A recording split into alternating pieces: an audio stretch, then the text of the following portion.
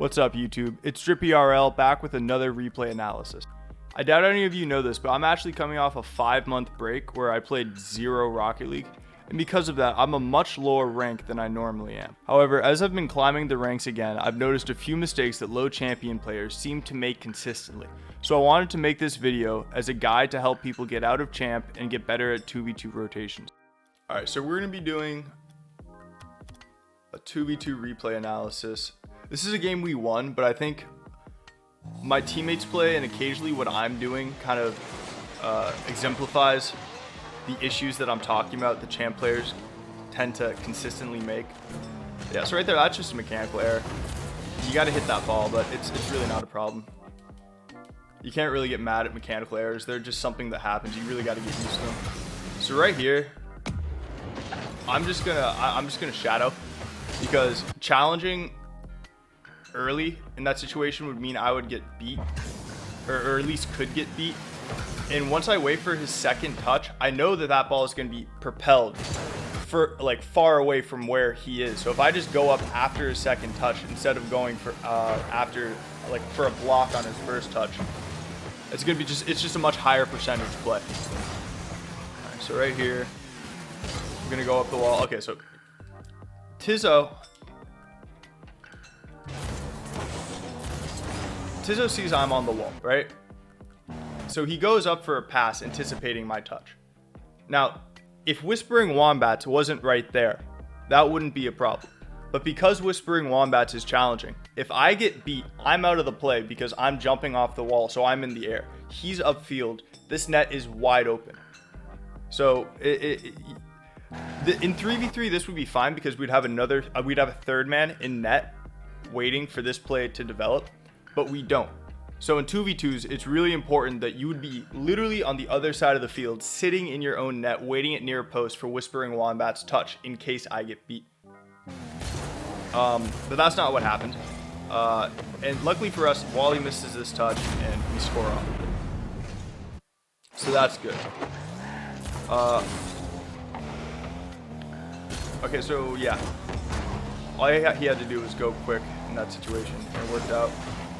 I don't like pushing up there, but it's fine. See how he's rotating back? That's the right idea. Going off the wall here while I'm in the air is really stupid. Yeah, and we get scored on because of it. So Wally should have waited for me to finish that series of really bad touches and then gone to challenge or block the shot. But that's not how it worked out. Right here, I don't know if I should be challenging here. Yeah, it probably would have been a better move to shadow from that position, but it's honestly fine. I mean, it's pretty easy challenge because he would need to have very fast control to actually get that ball over me. Right here, I'm going for control. I don't get control, so that's a mechanical error, but that's fine. It's the right idea. It's a good challenge by Tizo. Recognized I was back.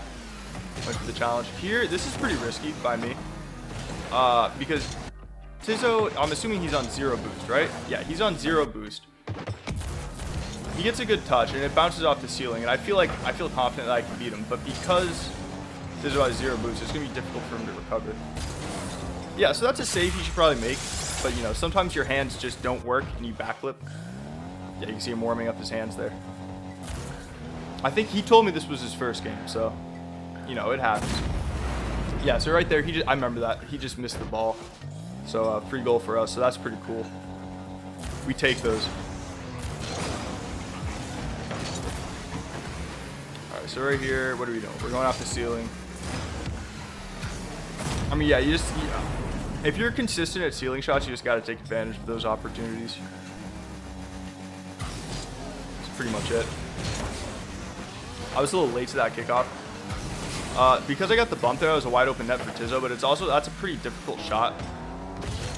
He was going pretty fast, so like, yeah, I understand why he missed that. I probably should have been closer there. Right here, this is overly aggressive by Tizo. Get the boost and leave, because how are you going to challenge that ball? That would be an unbelievable challenge. If you could challenge that and then get control and make a productive play with the ball, that would be unbelievable. What he should do is he should have just left and let me come in for the challenge, because I'm actually facing the play and I can adjust my car better than him because he's backwards to the play. So he has to make a really difficult turn to get that to work. But no big deal. Right here, perfect positioning by Tizzo. Right, I should have let Tizzo take that, honestly. It's not the end of the world. That's not the worst play I could have made. Tizzo should go up for this. Oh, backflips. That's fine. Yeah, not a great touch by Wombat. Good recovery off the ceiling. Right there, you can double jump down. You'll hit the ground faster. Tizzo should stay in net here. He has 100 boosts and he wants to make a play on the ball, and I get that, but yeah. So because he went out to the corner and didn't sit patiently near post and waiting, you always have to assume your teammate's going to get beat pretty bad in that situation unless you absolutely need a goal. And then you want to position in a place where you can read their touch so you can receive a pass. If you absolutely need a goal, then 2v2 becomes more like 3v3. But until then, you should be playing very safe. Like, this is good positioning by my teammate. That was a damn good pass by me. But he's behind me. He's behind the play, waiting for the play to develop because this is a 1v1. Wale is way back there, so any beat that I make on the ball is going to give him a free shot. That was practically an open net, but it doesn't... Once again, it's a really hard shot. He was coming really quickly into the play, and it would have been very impressive if he top cornered that. Yeah, there I get beat. Good from Tizzo. This is, even though he gets beat here, this is how you challenge. He's shadowing, waiting for the play to develop. In the corner of his eye,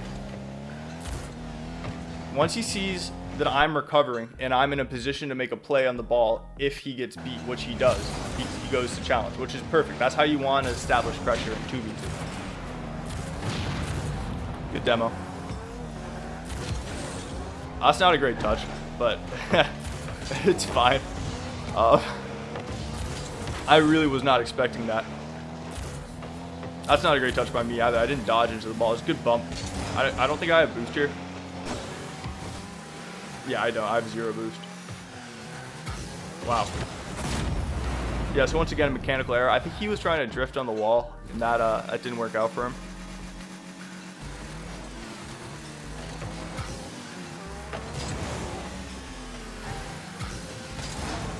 So right here, this is a situation. So see how much space there is between Whispering Wombats and Tizzo. So right here, I'm comfortable staying here and actually waiting for a pass from Tizzo because he has enough space that he could boom the ball to me and then recover. And then in case I get beat to the ball off his pass, in case they intercept his pass.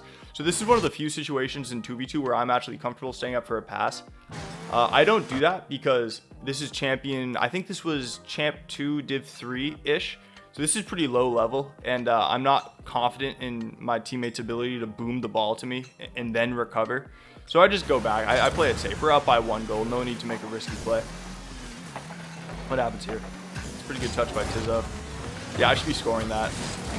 I think if I did score it, though, he would have had Whispering Wombats, which is a great name. Whispering Wombats would have had the block on me. Good touches by Tizzo. Just waste time. All right, so this is the same thing I was talking about, near post rotations.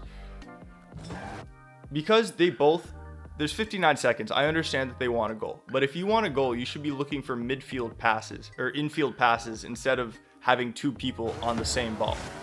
Because what happens is Wally's closest to this ball. So that's his ball.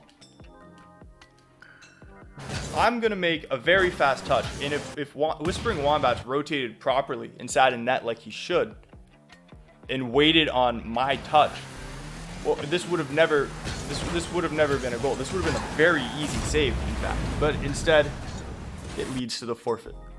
So things to focus on in 2v2. Near post rotations, playing safe, you really only want to follow up your teammates' touches if they're beating the last man. You want to be very, very careful about when you go for the ball and when you let your teammate go for the ball. You don't want to turn around like that challenge I talked about earlier, the Whispering Wombats, or that Tizzo made, where he's turning up the wall where he should. I don't know if I can find it. But it's you want to make sure that if your teammate has a better touch, that you're letting your teammate go for that touch. That is huge in any team-oriented playlist in Rocket League. But Champ players just can't seem to figure that out. And once they do, they tend to rank up fairly quickly. Like, game sense is so much more important than mechanics. So, yeah, that's my replay analysis. Thanks for watching. Peace.